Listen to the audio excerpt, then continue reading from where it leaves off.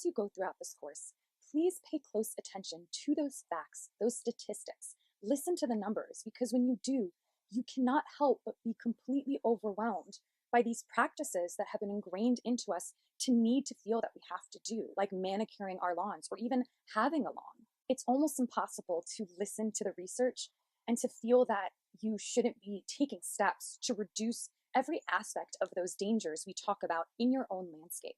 Because our landscapes are tied to the environment and ecosystem, we need to make sure that everything we do doesn't end up hurting the creatures around us or getting down into the soil or the water table.